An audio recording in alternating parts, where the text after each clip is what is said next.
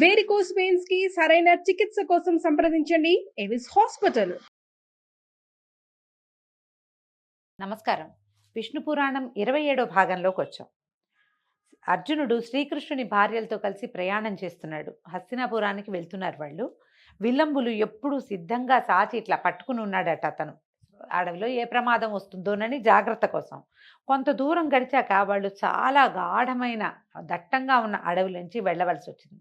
అలా వెళ్తూ ఉంటే అటు ఇటు కొండపల్లెల్లో ఉండేటువంటి బోయలు మూకలుగా వచ్చి అడ్డం పడిపోయారట అర్జునుడికి. పెద్ద విల్లు వేషం, మునపటి కాలం అనుకున్నావా, ఈ ఆడవాళ్ళని ఎత్తుపోతున్నావా, ఆగు ఆగు అంటూ ఈ అర్జునుడిని ఆపేసి కృష్ణుని యొక్క కాంతలని తమ వశం చేసుకున్నారట. అర్జునుడు కోపించి గాంధీమ పట్టుకుని ఉంచుకుని ఉన్నాడు. ధనుస్సు రెడీగా ఉంది, భుజాన వెళ్ళాడేసుకోకుండా. ఎక్కుపెట్టకపోయేసరికల్లా ఆ చేతులకి శక్తి లేకుండా అయిపోయేదట. గాంధీవాన్ని ఇట్లా పట్టుకుని లాగాలంటే శక్తే సరిపోలేదట. తరుగులేని బాణాలుండే అమ్ములపది ఆయనకి ఏమిటి అక్షయ తూణీరాలంటారు. తీసిన కొద్దీ వస్తూనే ఉంటాయి ఆ అంబులపదులోంచి బాణాలు. ఒకటి లేదట అందులో. అస్త్ర మంత్రాలు ఏదైనా జ్ఞాపకం చేసుకుందంటే ఎన్ని అస్త్రాలు ఉన్నాయి. ఎన్నో దివ్యాస్త్రాలు కలిగిన వాడు అర్జునుడు. ద్రోణుడే ఎన్నో అస్త్రాలు చెప్తే ఇంద్రుడు ఇచ్చిన ఉన్నాయి, పరమేశ్వరుడు ఇచ్చిన పాశుపతం ఉంది. ఏది ఒక్క మంత్రం కూడా జ్ఞాపకం రాల. అనుకున్నాడు, దుఃఖంతో కుంగిపోయేటట్టు. కృష్ణుడితోటే నా బతుకు గౌరవం అంతా పోయిందా, ఆయన వెళ్ళిపోయాడు, నాది కూడా అయిపోయిందా అని దుఃఖంతో కుంగిపోయాడు. ఆ బోయలు వచ్చిన వాళ్ళంతా ఈ ఆడవాళ్ళని ఎత్తుకుపోయారట. అర్జునుడు ఏమీ చేయలేకపోయాడు. విచారంగా అడవిలో నడుస్తుంటే వ్యాస భగవానుడు ఎదురుపడ్డాడట. అప్పుడు అర్జునుడు దుఃఖంతో ఆయన పాదాల మీద పడి ద్వారకలో జరిగిందంతా చెప్పి, తర్వాత ఈ అడవిలో కిరాతుల వల్ల తనకు ఎట్లాంటి పరాభవం లభించింది, ఎట్లాంటి పరాభవం అని ఎదురైంది, కృష్ణుని యొక్క కాంతల్ని తను ఎట్లా రక్షించలేకపోయాడు, ఎందుకు ఈ వివశత్వము, ఈ చాతకానితనం నాకు ఎందుకు వచ్చింది అని విలపిస్తూ చిన్నబోయి చెప్పుకున్నాడట. చెప్పుకుంటే వ్యాసుడు అన్నాడు, కాల ప్రభావం అర్జున, పైనున్నవాడు కింద పడతాడు. మధుకైటపులతో పోరి విష్ణువు కింద పడలేదా? సూర్యచంద్రాదులు ఒక్కొక్కనాడు రాహుకేతువులకి చిక్కరా? వృత్రాసునితోటి పోరలేక ఇంద్రుడు అమరావతిని విడిచిపెట్టిపోలేదా? భీష్మునితో కలహించి పరశురాముడంతటి వాడు చేయి మడుచుకోవాల్సి వచ్చింది. భీష్మ ద్రోణాది మహాయోధులు నీ బాణాలకి బలి అయిపోలేదా? వాళ్ళ శక్తియుక్తి లేని వాళ్ళని అనగలమా అర్జున? ఈ శరీరం ఏదో ఒక సమయంలో ఉసురు తప్పి కింద పడవలసిందే. అలాంటి శరీరానికి ఏదో జరిగిందని జరుగుతుందని విచారించద్దు. కృష్ణుని భార్యలకి కిరాతులతోటి పరాభవం లభించింది, దొరికింది, అట్లా జరిగింది, బాధపడదు. మునుపు వాళ్ళకి తగిన బ్రాహ్మణ శాపం యొక్క ఫలితం ఇది. అష్టావక్రుడనే బ్రాహ్మణుడు మేరుగిరి దగ్గరలో ఉండేవాడట. ఒక సరస్సులో ఉండి స్నానం చేస్తూ తపస్సు చేస్తుంటే రంభాదులు అప్సరసలు చాలామంది విలాసయాత్రగా అక్కడికి వచ్చి తమ ఆటపాటలతో అష్టావక్రుని దయకు పాత్రులై అమరపురికి వెళ్ళారట. కొందరు అక్కడే ఉండిపోయి ఏమడిగట, మేము విష్ణుదేవుని భార్యలయ్యేలాగా వరం ఇవ్వాల్సిందని వేడగా వాళ్ళకి వరం ఇచ్చాడట ఆయన. ద్వాపర యుగంలో యదువంశంలో ఆ దేవుడు అవతరిస్తాడు, ఆయన పేరు కృష్ణుడు, మీరు ఆయన భార్యలవుదురుగాక అని వరం ఇచ్చాడట. ఆ మర్నాడు ముని కొలంలో ఉండి స్నానం చేస్తుంటే ఆ చూసిన ఆ కాంతలు ఆయన యొక్క నీరసంగా సన్నగా ఉన్న శరీరం చూసి నవ్వుకున్నారట. ఈయన ఎంత సన్నగా ఉన్నాడు అని. అనేసరికల్ ఆయనకు కోపం వచ్చి, మీరు కృష్ణుని పరోక్షాన అంటే భగవంతుడు మిమ్మల్ని వదిలేసిన తర్వాత మీరు బోయల చేతుల్లో చెరలో పడుదురుగాక అని శపించాడు. ఆ కాంతలు భయపడి మమ్మల్ని రక్షించు అని కాపాడేసరికి మానభంగం కాక ప్రాణత్యాగం చేసి అమరపురికి వెళ్దురు. కానీ బోయల చేతుల్లో పడిన కృష్ణుని యొక్క కాంతలు ఎవ్వరికీ మానభంగం కాదు, వాళ్ళు ప్రాణాలు వదిలేస్తారు. కానీ వాళ్ళకి ఇది జరగవలసి ఉంది. మరి అష్టావక్రుని శాపం ఊరికే ఎలా పోతుంది? ఆ ముని మాట ఇట్లా జరిగింది, వాళ్ళు ప్రాణాలు విడిచి వెళ్ళిపోయారు, నువ్వేం బాధపడద్దు, కలియుగం ప్రవేశించింది, ఇంకా మీరు ఈ నేల మీద ఉండకూడదు, తపస్సు చేసి పరలోకానికి వెళ్ళిపోవాలి. ఈ మాట ధర్మనందనుడికి కూడా చెప్పమని ఆ వ్యాస మహర్షి వెళ్ళిపోయాడట. అప్పుడు ఈయన ఏం చేశాడు, వజ్రుడితో కలిసి హస్తినాపురానికి వచ్చాడు. అప్పుడు ఈ జరిగిందంతా ఈ కృష్ణుని వృత్తాంతము, కృష్ణ పరమాత్మ ఎట్లా ప్రాణాలు విడిచిపెట్టి వెళ్ళిపోయాడు దుఃఖంతో. అర్జునుడు చెప్పిన మాటలు అయితేనండి విష్ణు పురాణంలో ఎక్కువగా చెప్పట్లేదు, కానీ భారతంలోని మౌసల పర్వంలో అక్కడ కృష్ణుని యొక్క దుఃఖం ఎంత వివరంగా రాస్తారో. మన బంధువు, మన స్నేహితుడు, మన ఆప్తుడు, మన రక్షకుడు, మన ప్రభువు భగవంతుడైన కృష్ణుడు ఏ రకంగా తన శరీరాన్ని విడిచిపెట్టి వెళ్ళిపోయాడు అని నానా విధాలుగా విలపిస్తూ వాళ్ళ అన్నయ్యకి చెప్పుకుంటాడు. వ్యాసుడు తనకేం చెప్పాడో కూడా చెప్పాడట. వెంటనే ఈయన ఏం చేశాడు, ధర్మరాజు అభిమన్యుని కుమారుడైన పరీక్షితునకు కౌరవ రాజ్యానికి పట్టం కట్టి ద్రౌపది, భీమార్జున, నకుల సహదేవులతో కలిసి తపోవనానికి వెళ్ళాడు అని కృష్ణ చరిత్ర చెప్పగా విని పరమానంద భరితుడైన మైత్రేయుడు పరాశరుడితోటి ఇట్లా అన్నాడట.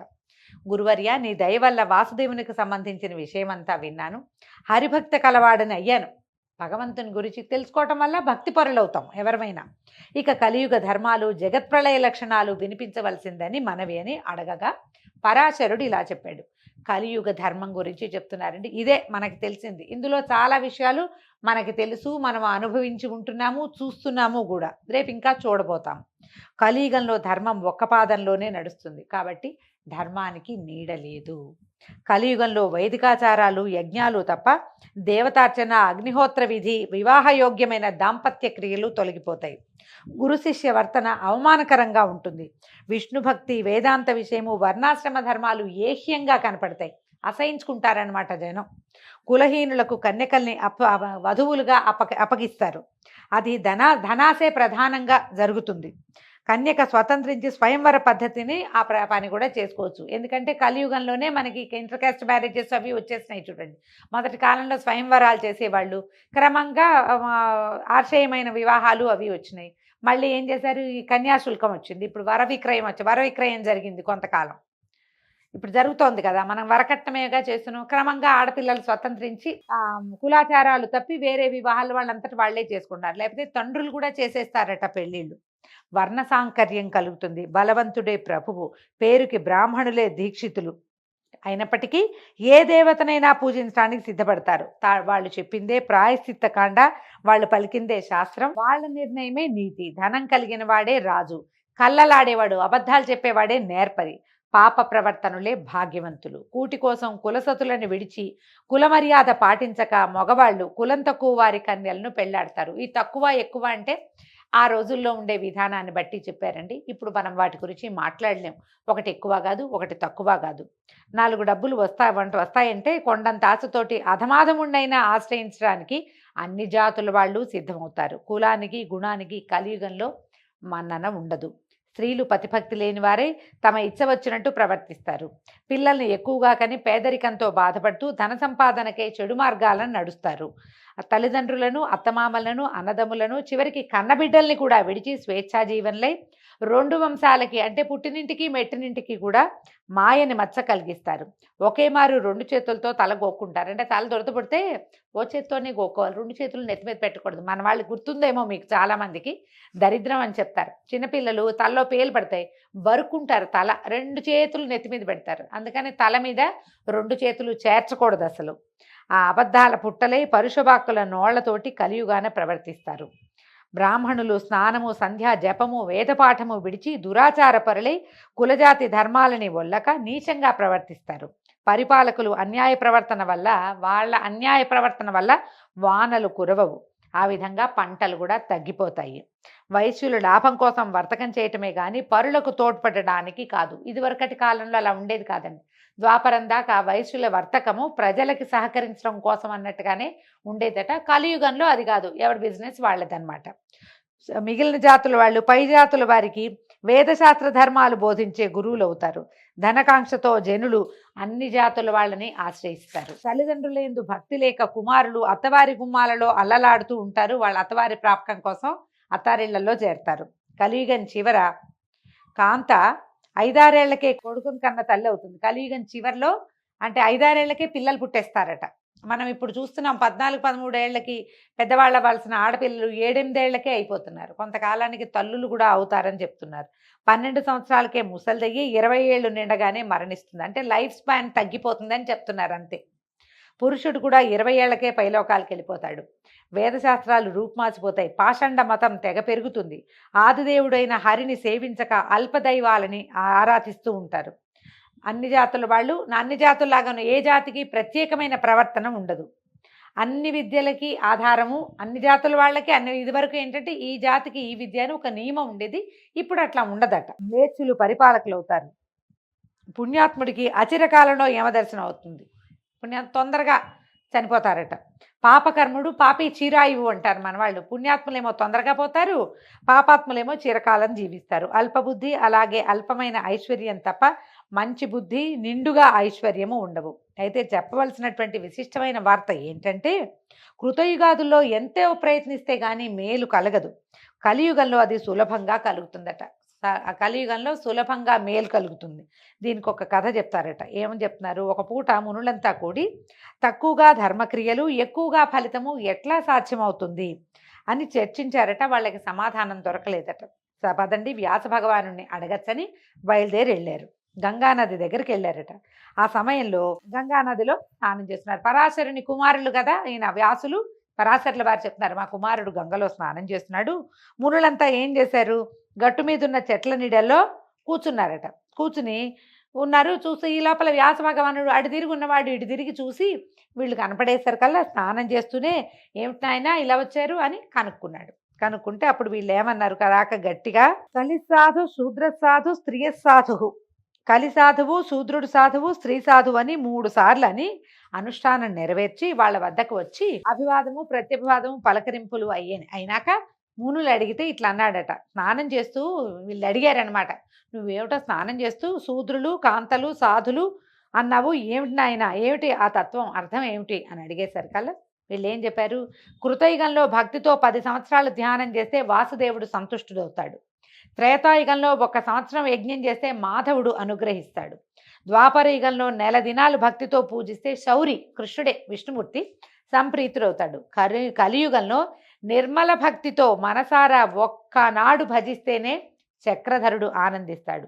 ముందు చెప్పిన 3 యుగాలలోనూ ఎంతో శ్రమపడి సేవిస్తే వచ్చేంత ఫలితం అంత సంతృప్తిని కలిగించదు. కానీ కలియుగంలో అల్పమైన శ్రమతోటి అధికమైన సత్ఫలం కలుగుతుంది. కాబట్టి మేలైనది కలియుగము అని చెప్పాడట.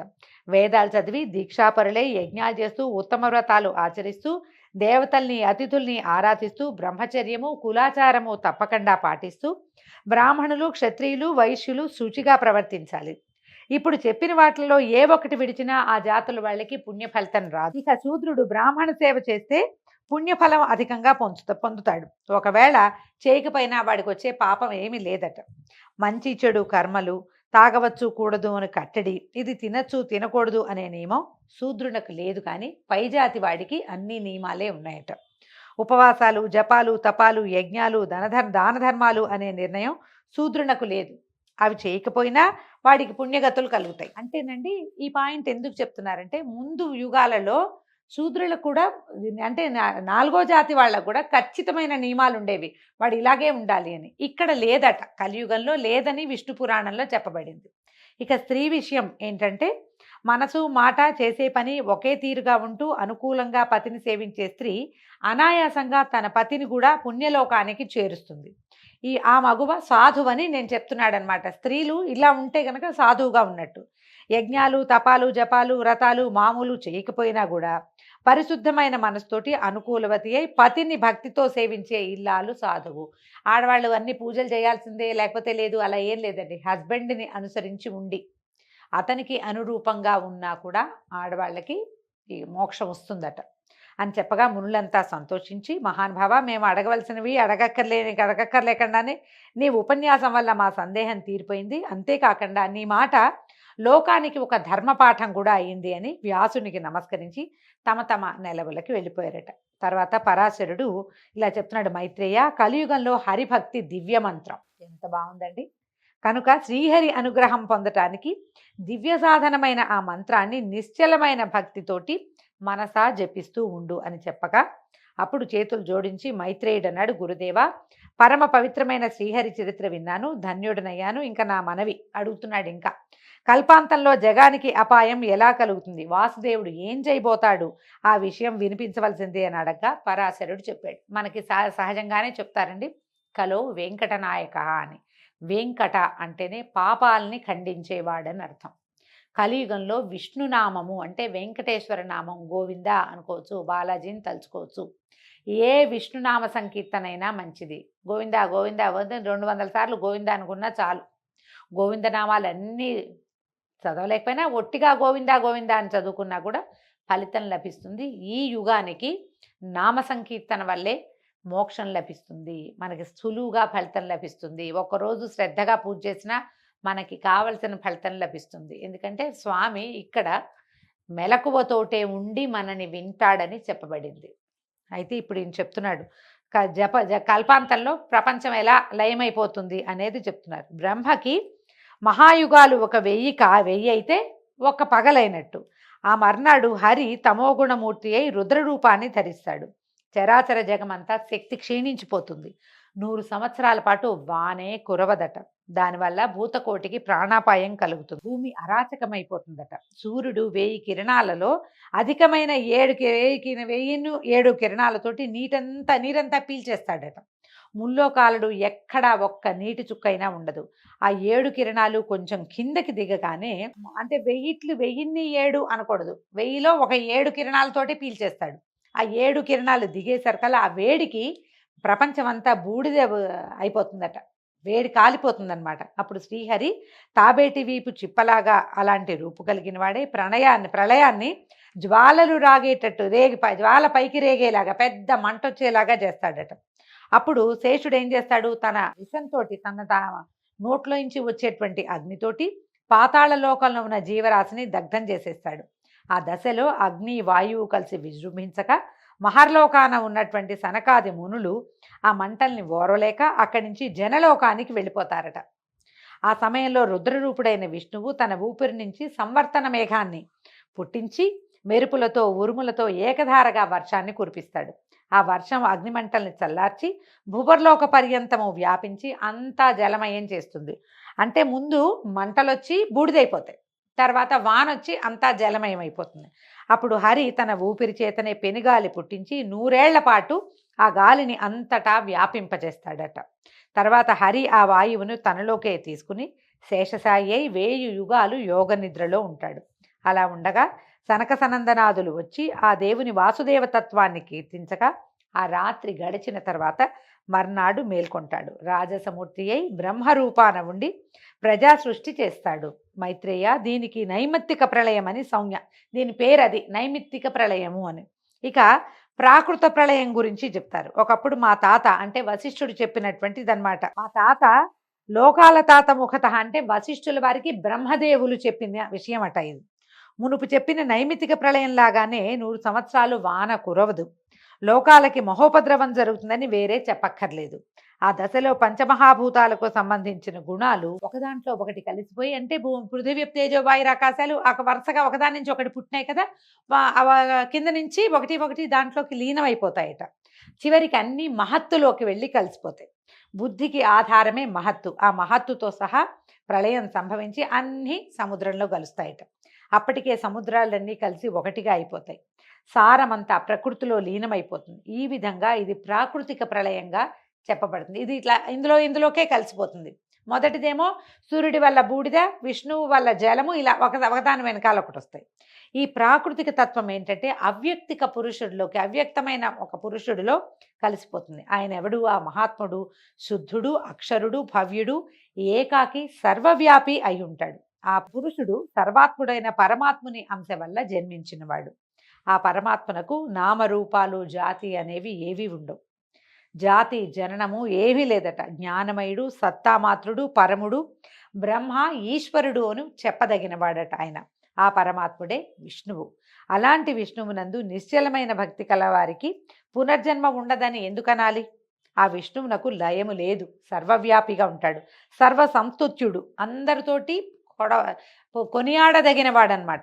ఇంకొక విషయం, ఇంకొక ప్రళయం గురించి చెప్తానని ఆత్యంతిక ప్రళయం అనే ఇంకొక విషయాన్ని గురించి చెప్తున్నారు.